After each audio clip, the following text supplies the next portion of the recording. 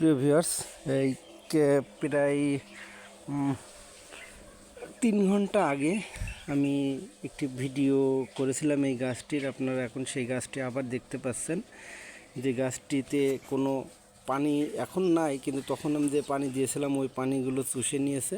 এবং এই যে 3 ঘন্টা আগে গাছটির যে ভিডিও দিয়েছিলাম সেই ভিডিওটিতে দেখতে পাচ্ছেন আপনারা প্রথম দিকে যে গাছটির পাতা সবই কেমন চুপসে গিয়েছে, কেমন মরা মরা ভাব।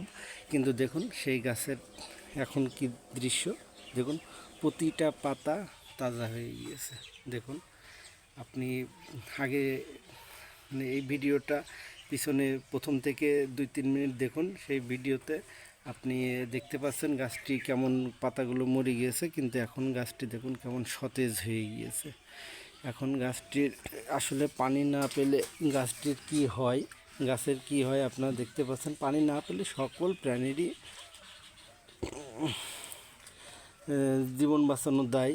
তাই এই গাছটিতে আমরা যখন পানি দিয়েছি, মহান রব্বুল আলামিন এই গাছটিতে আবার সুন্দর জীবন দান করেছেন। নাহলে হয়তো গাছটি মারাই যেত, কারণ আল্লাহ পাক সব কিছুর মালিক। গাছে পানি দেওয়ার পরে গাছটিকে সতেজ করে দিয়েছেন। দেখুন আপনারা ভিডিওটিতে দেখতে পাচ্ছেন গাছের পাতাগুলো এখন কেমন সতেজ।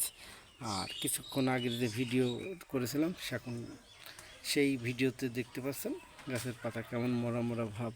এখন পানি নাই, আমরা বিকালে আবার পানি দেবো। এখন যে পানিটা দিয়েছিলাম সেই পানি থেকে এই গাছটি বেশ এখন সতেজ হয়ে গিয়েছে। 3 ঘন্টার ব্যবধান, আবার বিকালের দিকে আমরা পানি দেব। তো প্রিয় ভিউয়ার্স, ভালো থাকবেন। এমন ভিডিও পেতে আমাদের সাথেই থাকুন, লাইক কমেন্ট করুন আর সাবস্ক্রাইব করে পাশেই থাকুন। ধন্যবাদ। আসসালামু আলাইকুম।